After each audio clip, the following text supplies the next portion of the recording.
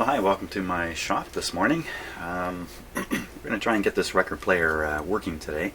And first step in doing that is replacing this shot power cord up into the switch that's up in here. And to get at the switch is going to be a bigger challenge than I'd really like to take, but I'm going to have to do it. I'm going to have to bring this whole motor mount down off the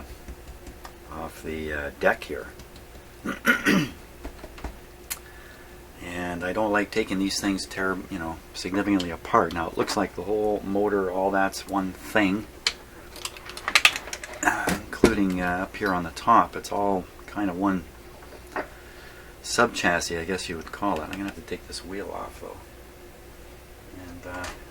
and so maybe taking it off, putting it back on is not as scary as I kind of thought.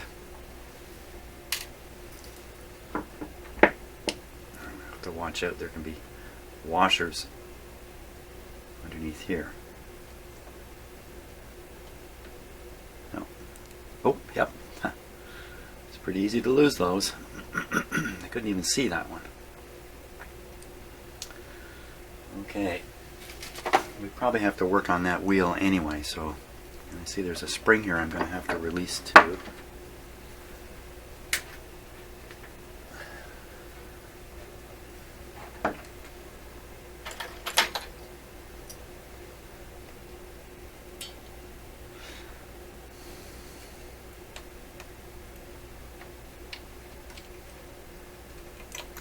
I'm going to take it right off, because if I leave it hooked up one way or the other, it's probably going to fall off, and I'll be halfway to losing it at that point. Okay, so this should drop right through. Excuse me, this sub-assembly is held on with 3 screws and nuts.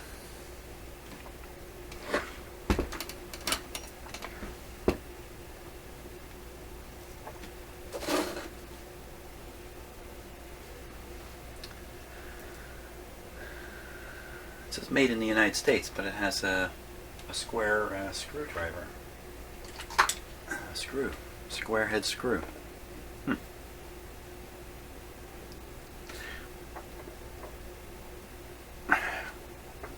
Wow.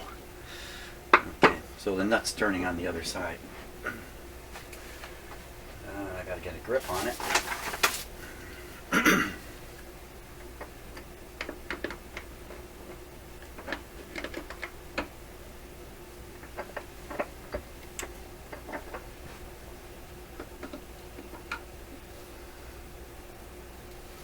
There we go. So it gave me a chance to look at these rubber mounts a little more.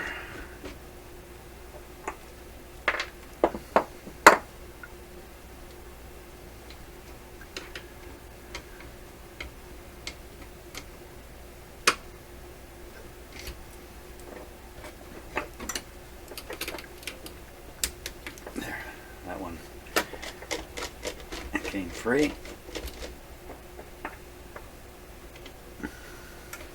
Got to separate out this.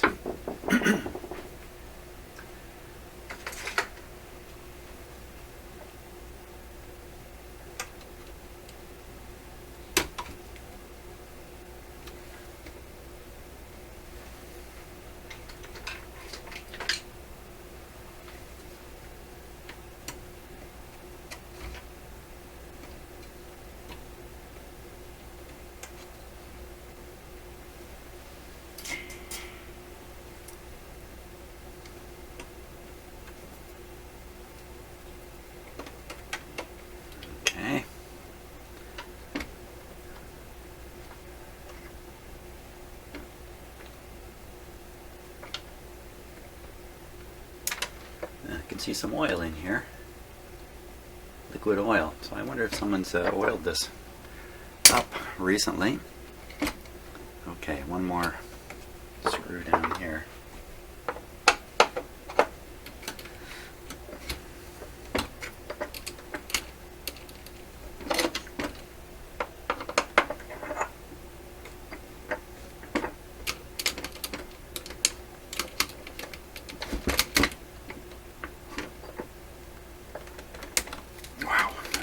Really in there.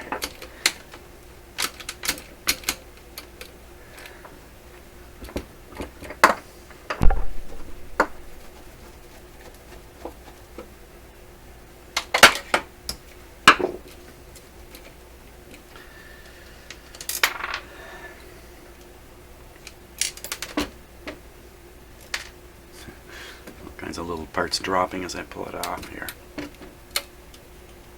Okay.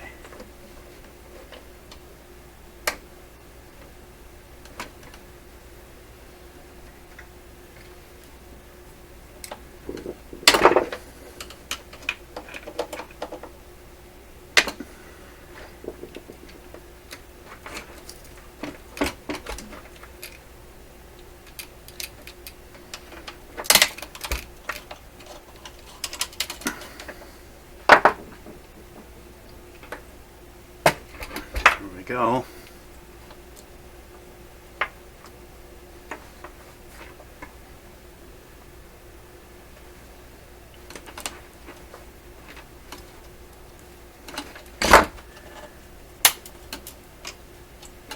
I guess a little bit of tape is really holding it under there.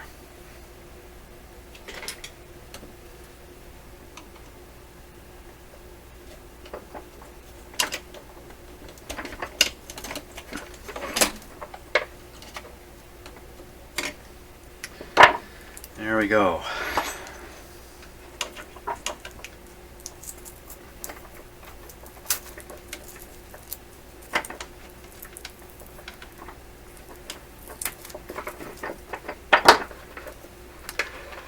Here's another stiff cord from my junk box. Actually, garbage can. I don't keep these things, of course. They're totally useless. Okay, now we can get into the switch here.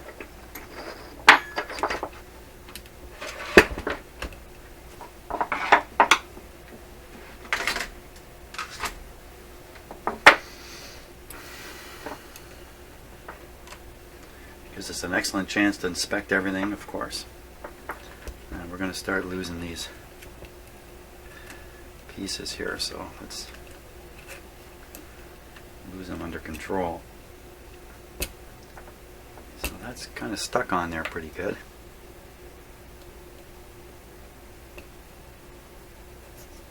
There's a sleeve in there. Oh yeah, there's a sleeve here too.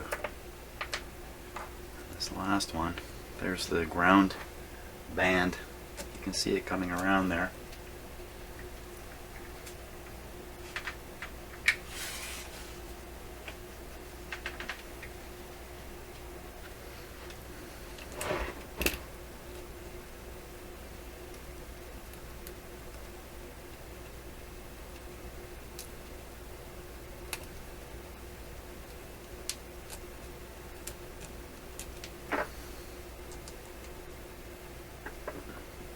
The sleeve doesn't want to come out of this one.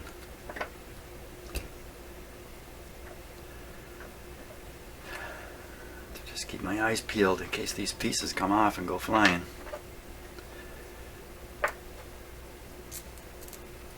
Okay. Let's take a look at the switch here.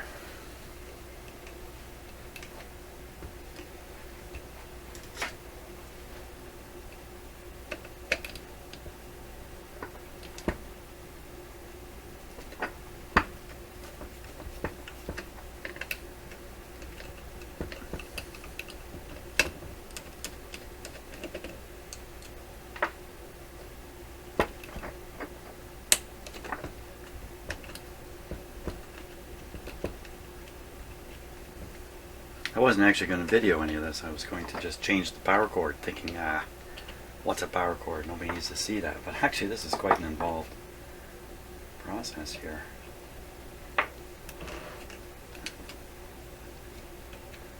There's a little switch lever here.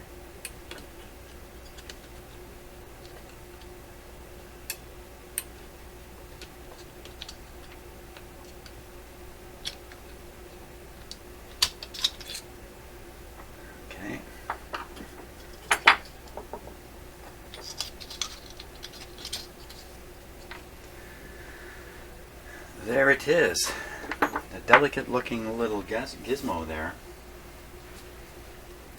Let's take a close look here.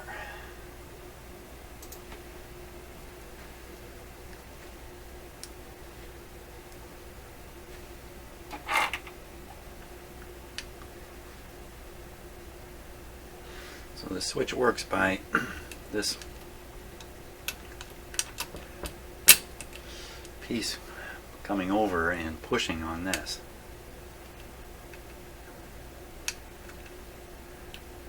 So that would probably be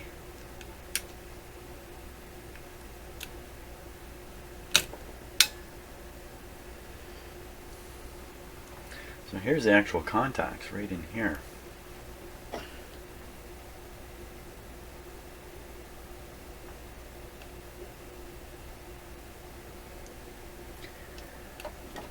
Snap closed if I move this.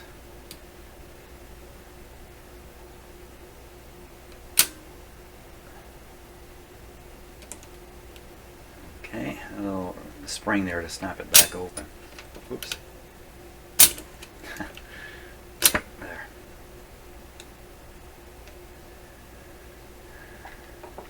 Where's the wires?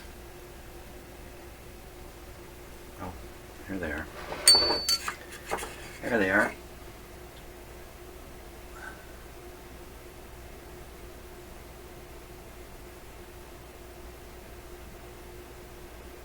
We got 3 terminals here.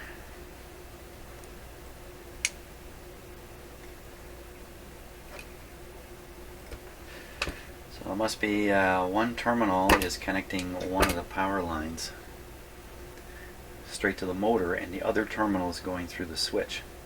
So the motor be on one pole and the power on the other. And the switch appears to be between this one here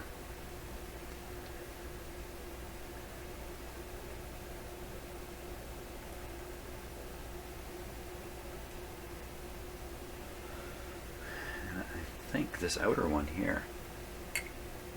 That would mean this would just be a binding post, the one in the middle. It should have 2 wires on it.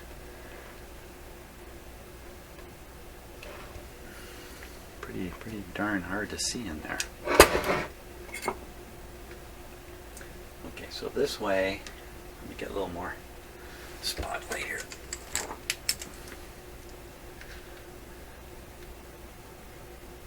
So there's the 2 power wires coming up. One's going to the right, the other's coming to the center terminal. I'm pretty sure that's the center terminal there. Just as I thought, yeah. So switch is on the outside, power is on over here, motor over here. Here. Okay. Okay.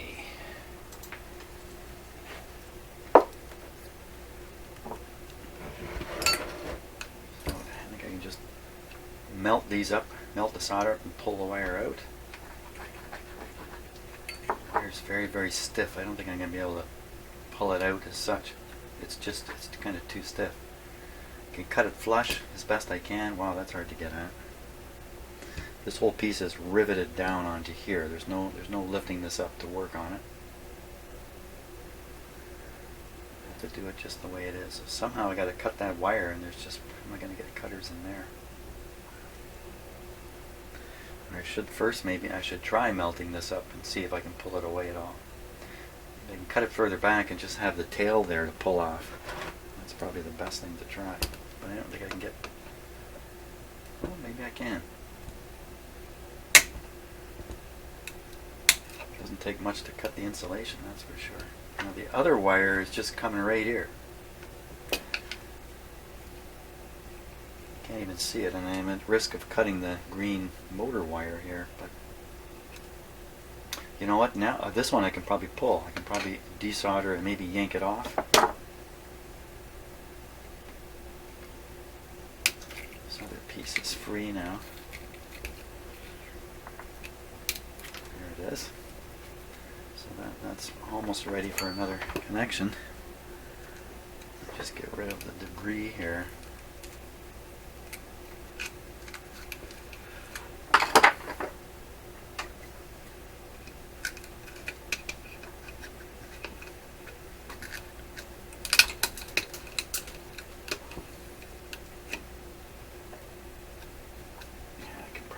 Pull that off if I desolder this. And this one. Sounds like it's time for some soldering. I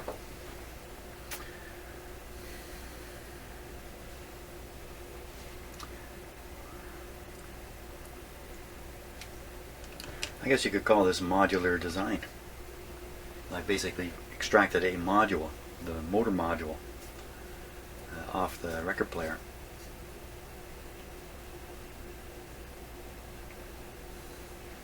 I often wonder about how these things were put together in the assembly line. How much of an assembly line it was. How many of these things did they make anyway? Hundreds, thousands. And there's some record players, there are hundreds of thousands of them. They must have had quite a factory, churning them out like crazy. This one, I don't think there's too many of these around. Never heard of it before. It's an American record player and a Canadian console.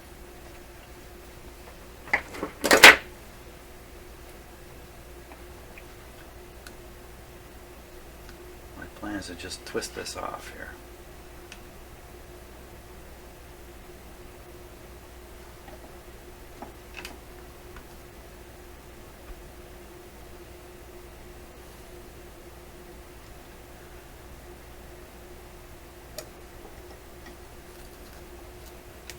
There it is. Came right off. And this other one, I hope to, considering how easy that came off, this might come off easy too. So we're just going to put some tension on it here.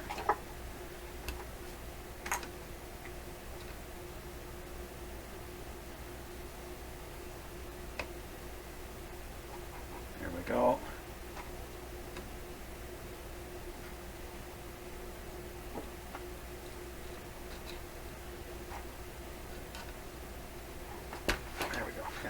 Pulled right off, easy as can be.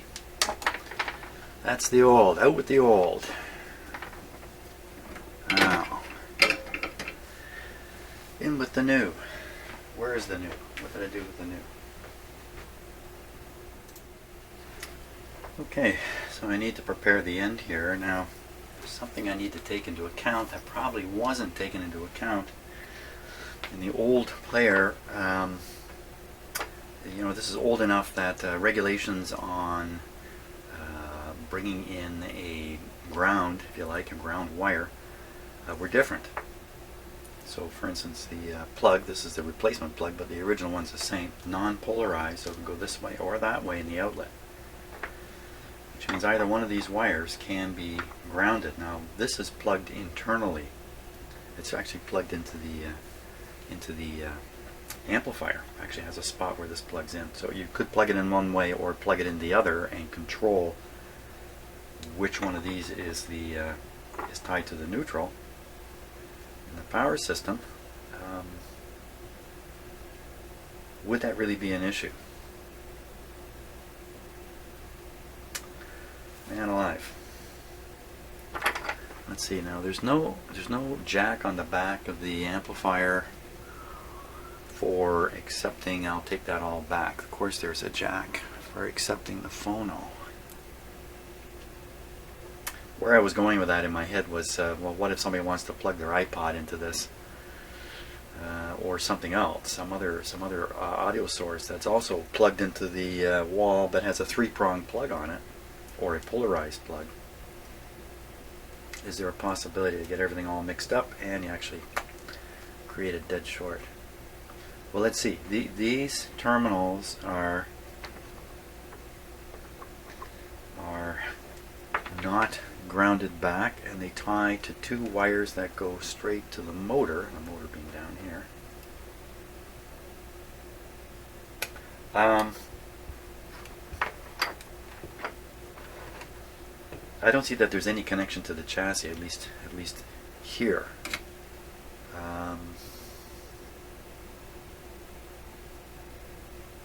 I think we're actually okay either way we do this. Now I'll put this in, and if I get it the wrong way, and I'm not even sure how I would detect that, if there is even a wrong way, you just have to give this stuff some thought. And I know how it works in my head. I usually don't quite give it enough thought. But I can reverse the plug if there's a problem. I don't think there's going to be a problem.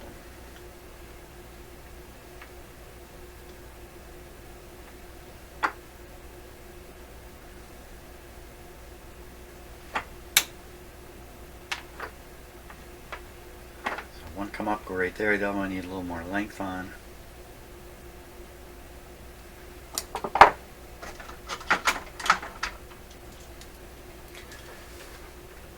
Just put on my own big screen TV here. A little easier for me to keep track.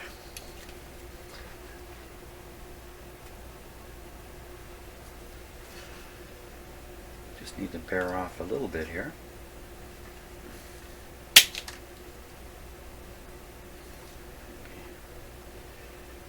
Maybe just a little bit more than that.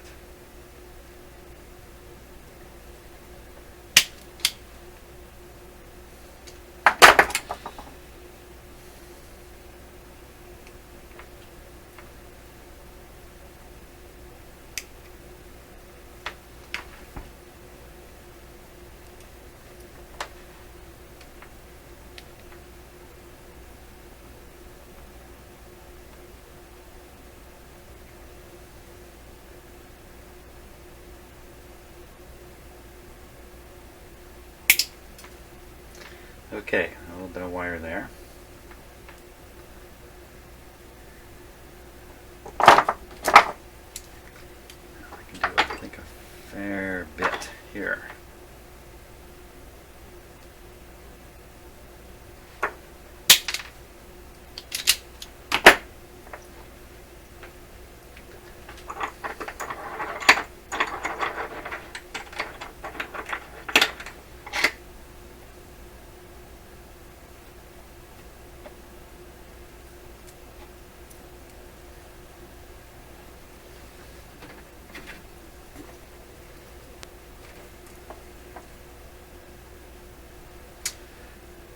I think I'm going to tin this one. I have an easier time bending it. Once you tin a multi-conductor wire like that, it's a big solid one. Pretty tough to bend it, especially in such small circumstances. Now,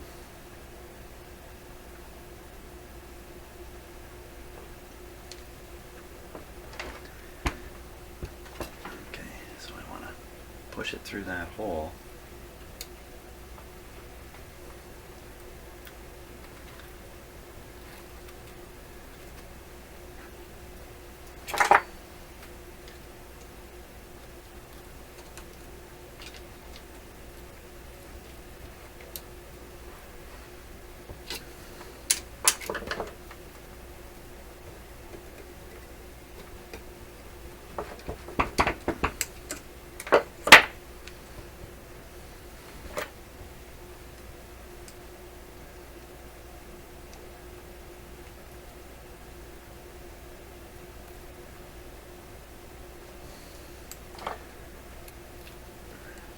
Invisible. And the one terminal is right at the top of this hole, which is really kind of a lousy spot for it.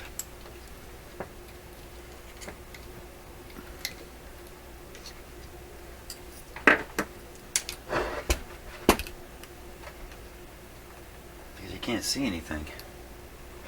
Maybe you can see from the back here. So let's solder up this one. Once I pushed it up far enough.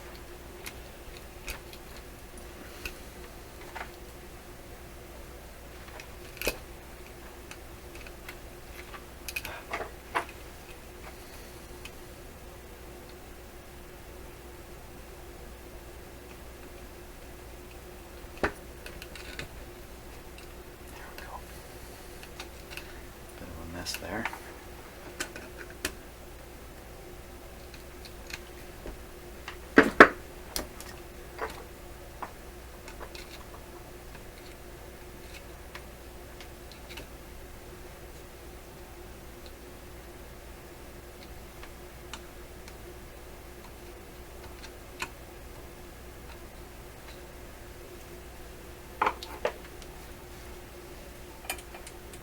Okay. once we have this one soldered up, it's going to hold the wire from falling out or something dumb like that.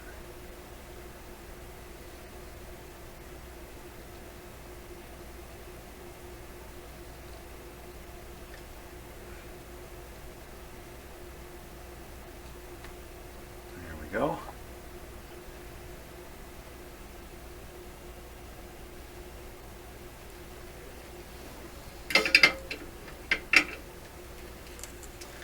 Now the other guy.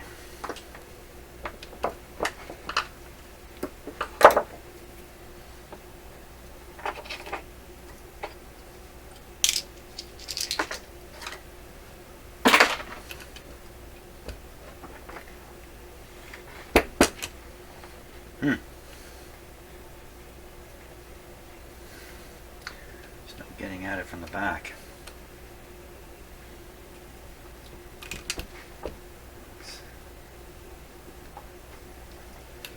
Looks like it's not even in there. It's not.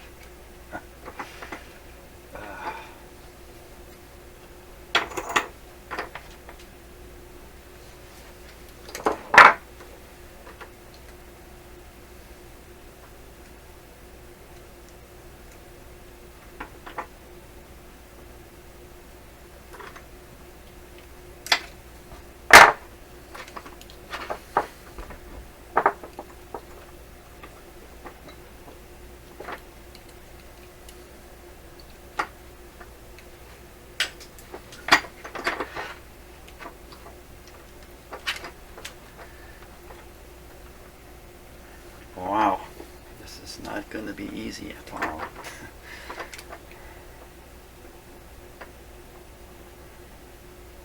It's right in behind this very delicate switch in here. If I muck that up, we're finished. I can't let that happen.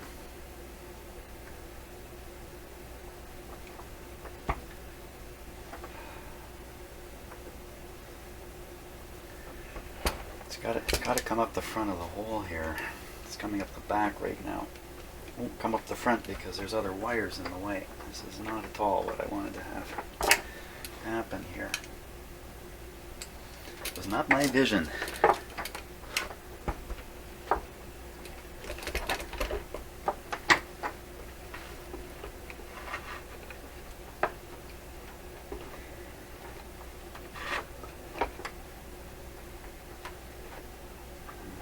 Around these older stiff wires. And you know, part of the problem, I think the insulation around this new wire is thicker than the old one. Just a little bit more.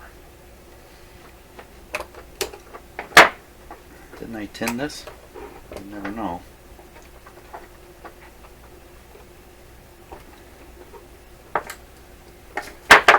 My stronger pliers here.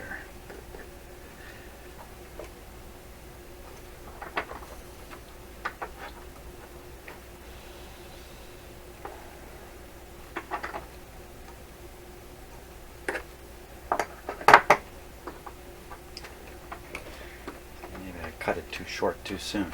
Could have cut it short after. Wow. I just don't think it's going to want to go. Yeah, just a couple millimeters. You know, that's what's separating me from success and failure here. A couple millimeters. If I can get the wire part through the hole first, I can get a grip on it and pull it the rest of the way, which I'm going to separate these wires too a long ways, make them independent now. That's going to make a big difference too. Here he comes. Sort of.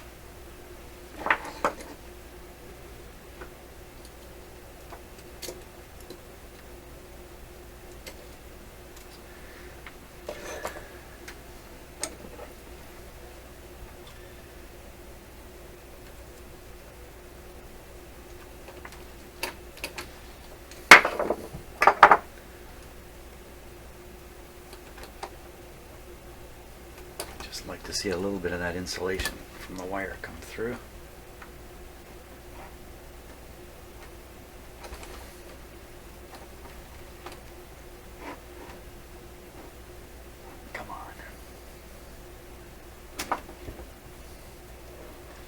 not gonna.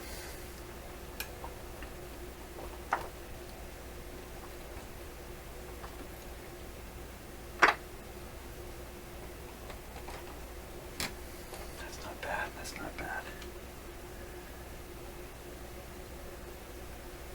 That's not too bad.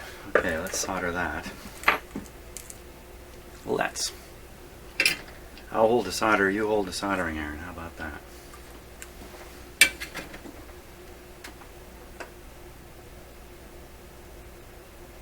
Sounds like a line from a song, doesn't it?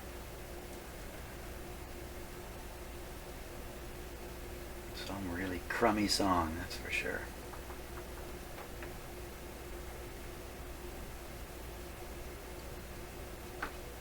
Well, it's soldered well. This could be definitely improved here a little bit.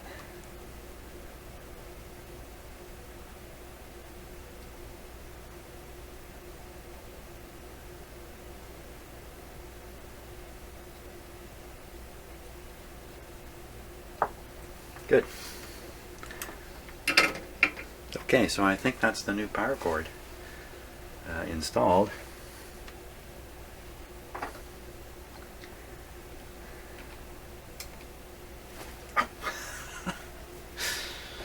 Hot stuff. Okay, a little nuts here. I don't want to lose. Now I got to put that motor back in.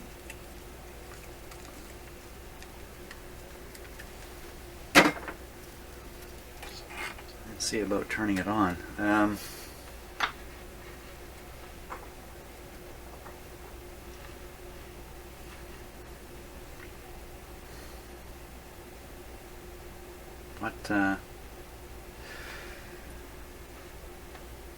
right. I'm looking at this, they're going, how in heaven's name do you fit this on here? Or it goes on this way.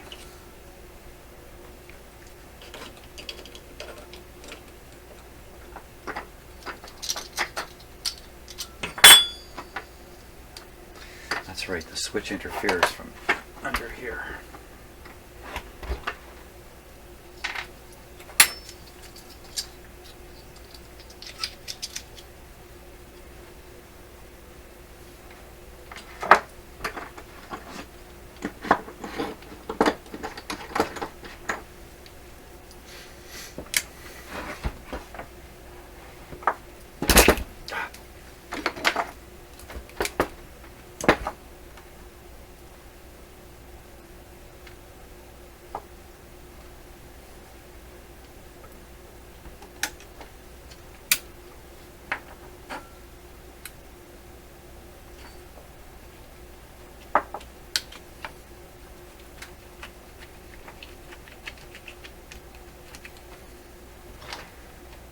The switch didn't pop back out.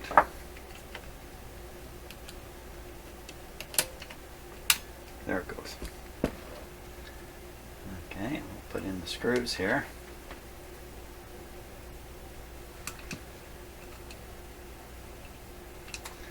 Weather has changed a lot here in where I live. Today is the 23rd, second day of fall, and wow, it's very cool outside. They're talking about frost overnight. Not quite where I live, but not too far from here. Frost.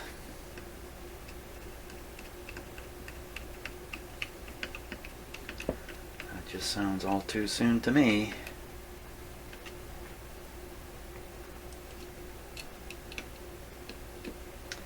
I can see the sun is changing its position in the sky rapidly at this point, because I can see the change in the shadows week to week being cast as the sun dips lower in the sky each day.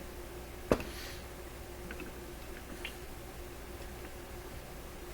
is the switch still off, right?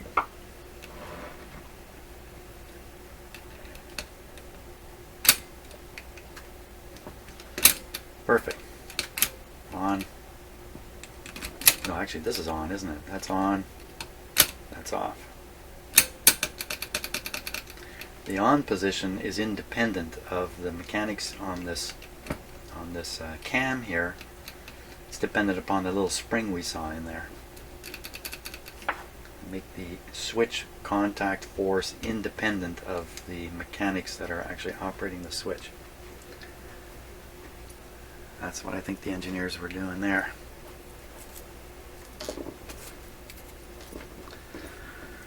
Okay, I think the next step now is to reinsert the whole shebang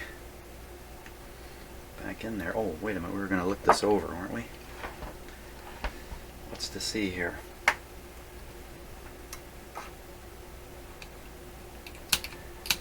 I see little or no lubrication in here at all, but at the same time everything's moving quite fine, and this all looks like copper to me.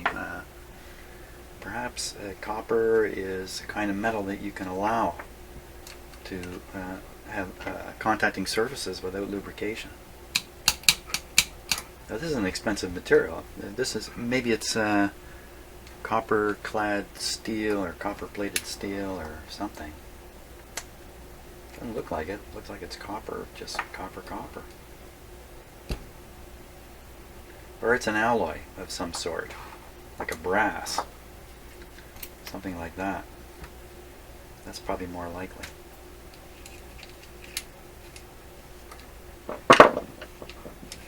Just there I could see shiny metal. Can you see that in the camera? Maybe not. Yeah, a little bit. So under here it looks like steel. I think this would have a little bit of lubrication on it too. Lubrication, hey, that's my middle name. Okay, so 3-in-1 multi-purpose. This is not the best oil to use. 3-in-1, I need something called 3-in-1 engine oil. And where is my 3-in-1 motor oil? Looks like I gotta go out hunting for some oil here.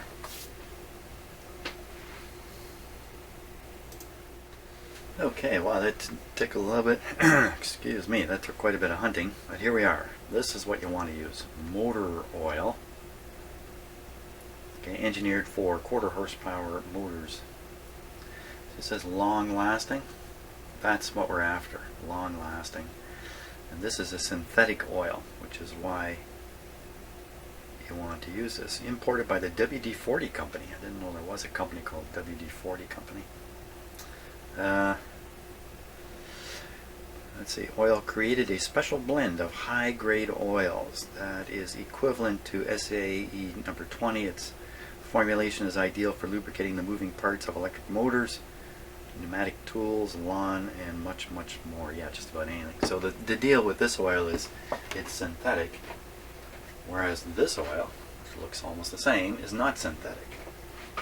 Synthetic oil has a long, long, long life. Don't know if it ever breaks down. Whereas the mineral oils, stuff is going to happen to them over time. Now, what was I wanted to put a little oil on? I was down on that. Just a wee bit here. That's more than enough.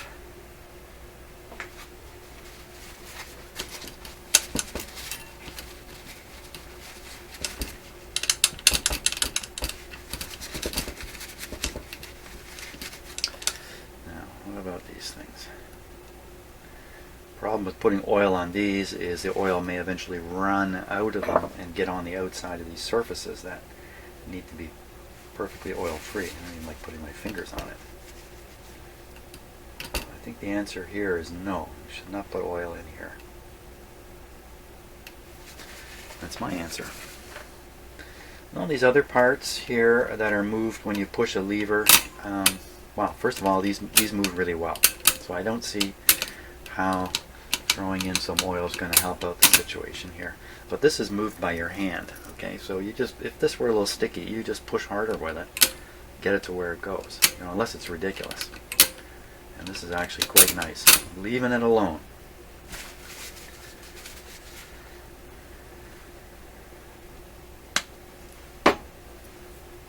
Okay, I think we're set to put this guy back in now. How's that go? Up this way. So get one screw ready here. This is the screw with the sleeve. We'll put it in there. That'll give it at least some holding power pretty quick. Hold it up.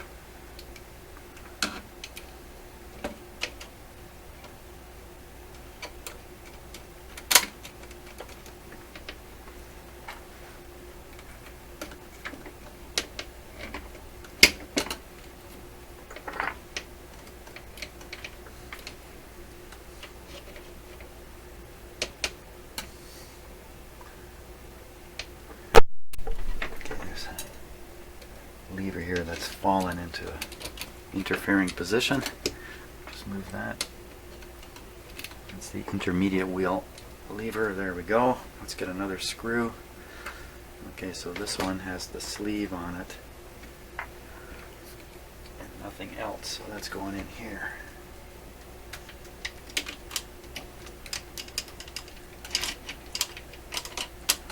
There we go. Okay, I'll stick a nut on the back of this one. But I'm trying to do this in a way that makes the chance of me dropping this very low, and that's pretty much what is going on here. Hey, a new kind of tool rack. Just invented something. That's right. Why carry your tools in a separate tool box when you can hang them from your shirt sleeve? Where'd it go? I think that answers that question. Why? Now, don't astronauts keep their tools on their sleeves?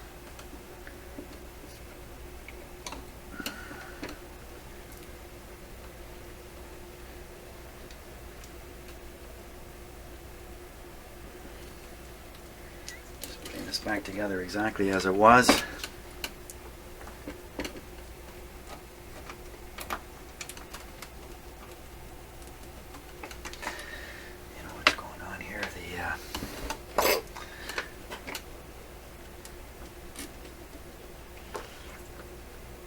This little ground thing is not lining up properly. Ah.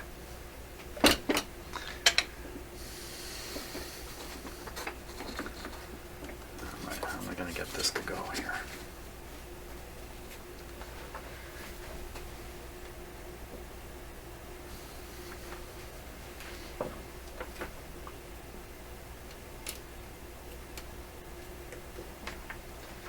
You just need to work it through.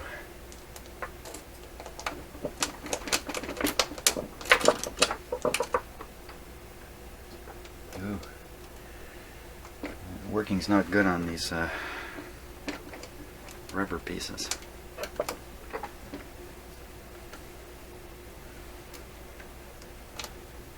Looks really close.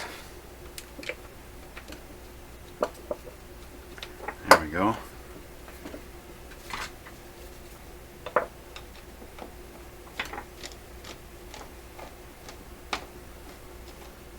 Okay. How's that? Correct. Did I think of everything? I don't know. I'm using the same brain. How can I answer that question?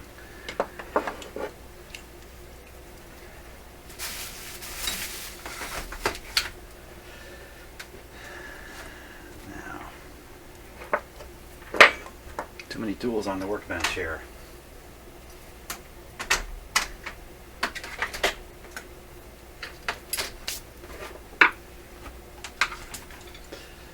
Okay.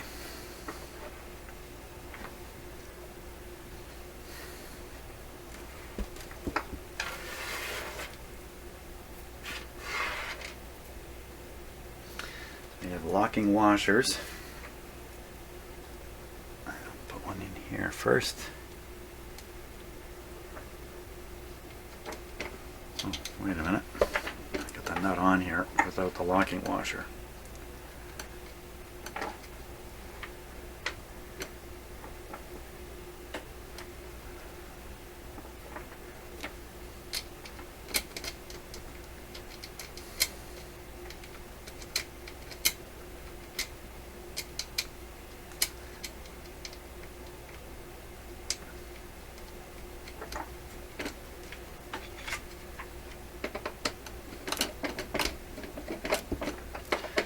because there's a sleeve in here, you tighten these right down on the sleeve,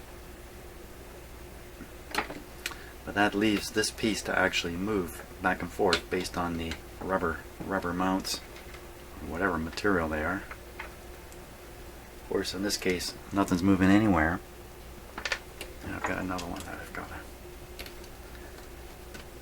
put the lock washer under. You wouldn't want to skip the lock washers on something like this, that's for sure, because there's a bit of vibration from the motor. And basically anything that can be shook loose will be shook loose in the long run. I think there's a locking washer up under the screw head also, so it's locking it both directions, so to speak. Down you go. The last one. Hey, we're getting close to operating this guy.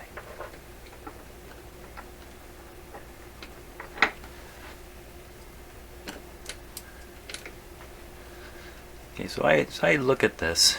There's really only one that's done wrong. That's this one down here. It's done wrong in the sense that the washers are both on one side. The rubber grommets. So I could correct that right now. But you know what? Better to leave it where it is and then see that there's a problem.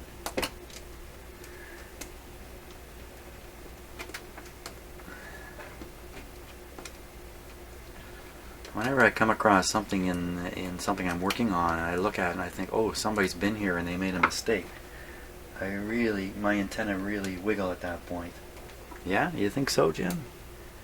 You think somebody else made a mistake? I try to increase my level of self-doubt at that point because it's probably me who's making some kind of mistake. It's very paralyzing when you find, and I've found a few records like, or a few radios like this, where alterations have been made to the circuit. Some clever guy has figured out something. There we go.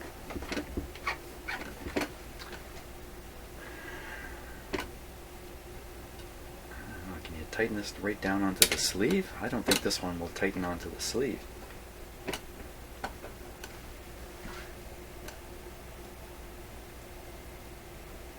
Really not looking right. Really is not looking right. It's put this platter on a bit of an angle here. It's put the motor subassembly onto an angle. See, it's down further down here than up here.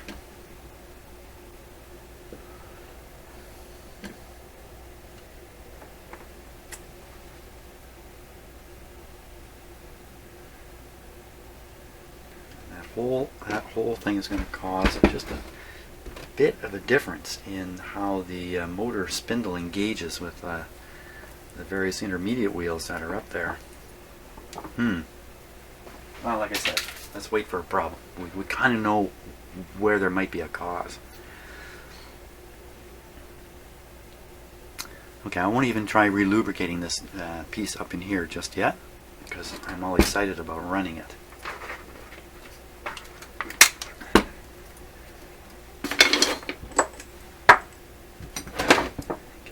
Set this up.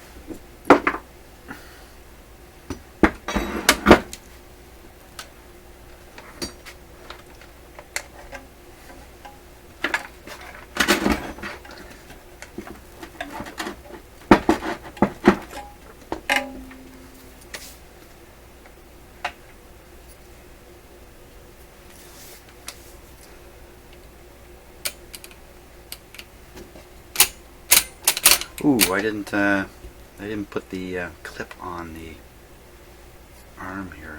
I think it's going to be okay for now. It's a little E-clamp that holds this arm in, but it looks okay. Good enough for testing.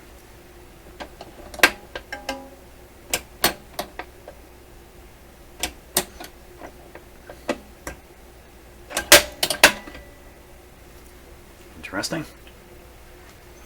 On with the bladder. Oh, on with the intermediate wheel first.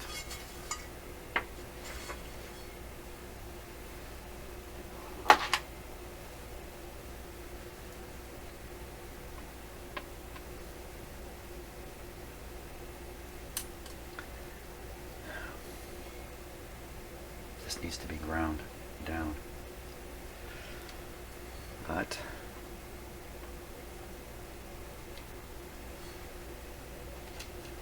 I put it together just the way it was.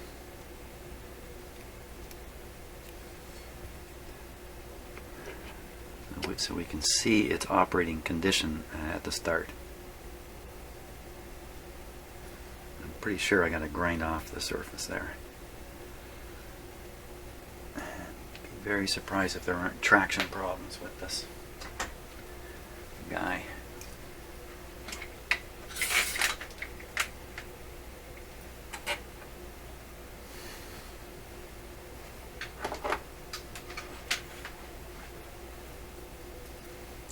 And I've moved the camera, so hopefully we'll see where this thing goes flying when I put it on. No, we don't want that to happen. No flying. Wow, that just practically fell on there.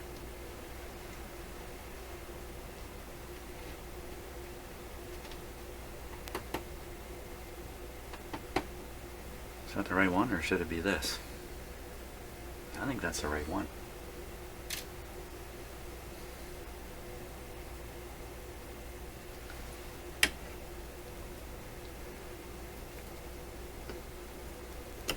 No, it can't be. I must have these mixed up, so.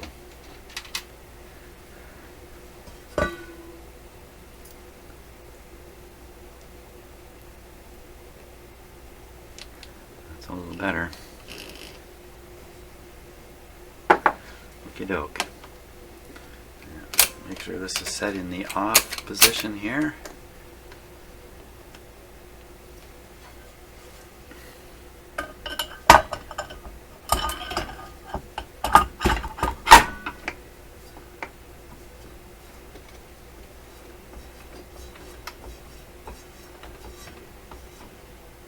Well, traction seems suitable. Huh. Whoa, well, lots of things happening there. There we go. Now there's the bladder spinning free. Excellent. Even this was in the off position, it still managed to do all that. So, perfect. That just fell off something there. That's all that happened there.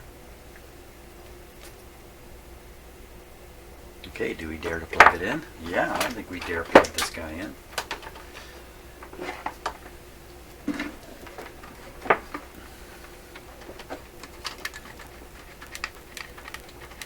Plug it straight into the outlet here. We're not plugging it through the amplifier.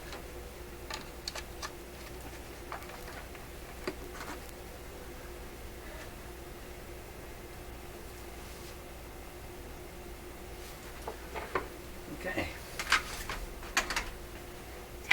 This is loose. This is over. This this is a record feeling arm. I think it really should be way over here, and it's kind of weird that it's sprung here. I don't know why, but it should be over here. It should swing out like other record players I've seen. This swings out, touches the edge of the record, and that clues the record player into what size record it is. Then it moves the tone arm over the proper amount. Without a record, this arm will come across far enough that the record player will then conclude there's no record to play, and it will shut itself off. So if I just leave it like this, it should come on, maybe pick this up, just put it back down and shut off. That's what we're going to go. That's what we're going for. We're going for it to shut off. Start in the off position. And we'll also use restricted power on this just in case. There we go. Okay, so we had 123 volts with no load yet. Turn this on to 45.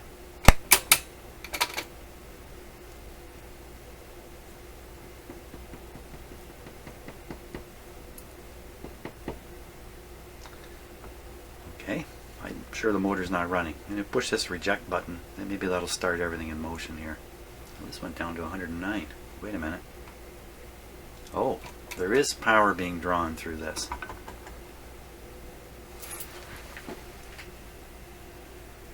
And you know, the motor might very well be spinning under there. If the motor's spinning, shouldn't this be turning? It's very quiet if it is. Here we go on the check button. Wow, okay, we get nowhere here.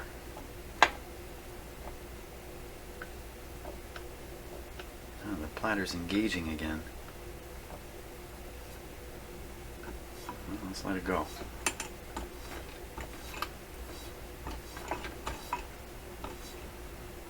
Pretty weird motions there. It just stays there. Okay, so I heard the motor stop. When I stopped the motor, I heard the hum disappear. Hey, how come you're not working? 45.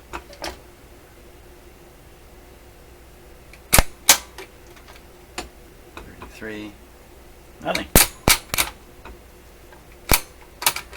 It's probably causing lots of clicks on the video. Spark clicks, let's call it. Okay, power off now. What's going on, everybody? Yeah, what's not going on here?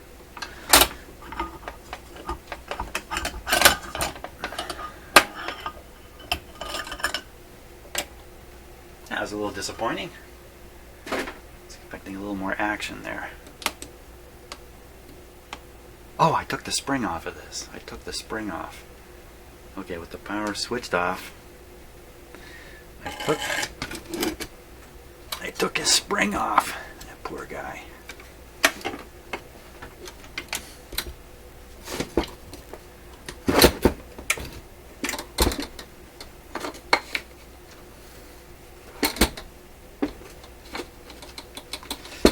Spring goes on the top. Okay, might as well fix this guy here right now.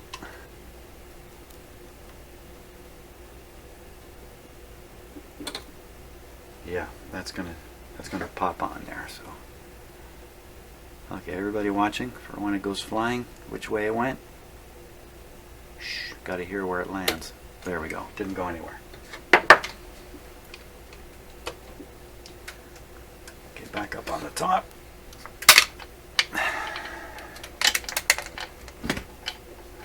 One thing about these record players is, boy, they are heavy. There's a lot of metal. I mean, the motor is probably half the weight.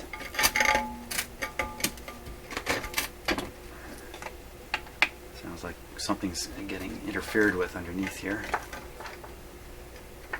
Yeah, it's nothing. It's just one of the spring supports. It's not part of the mechanism. We gotta pop that off, I think.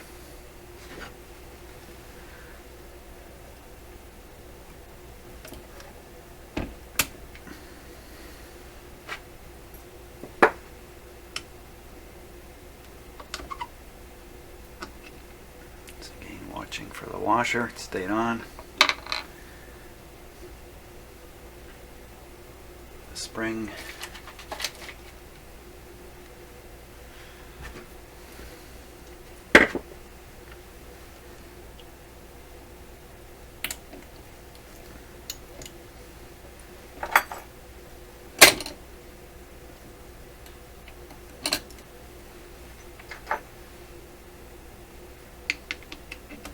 Now this can definitely stand a little bit of oil here.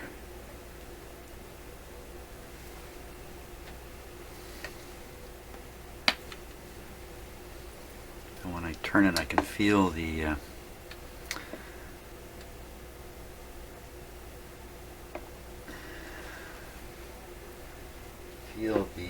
shaft kind of bouncing inside the.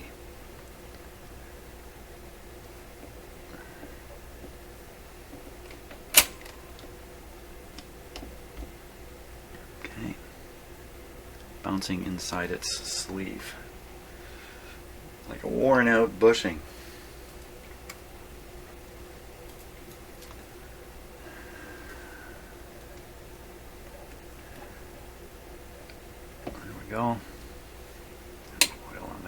Nope.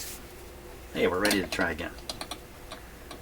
This time it's going to have some drive, but I still expect drive slippage to occur. Now, how is this mechanism working when the platter's not turning? Maybe I've just confused myself.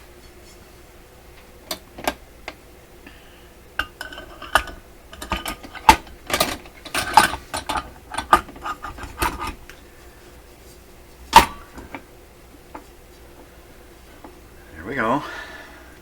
Let's engage it again. It does a lot of weird things. There we are. Now we're in the neutral point.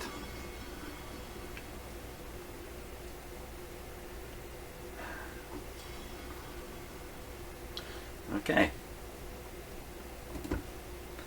Put on the power. Now, another way record players detect that there's no more records to play is how high the overarm is. It has to be on top of records. And a lot of them, when the last record drops, these things fall low enough to trigger some kind of mechanism down under here. It tells the record player there's no more records. That's not what's happening, I think, with this one. I think it's all about this arm here. The mystery arm. Okay, power on.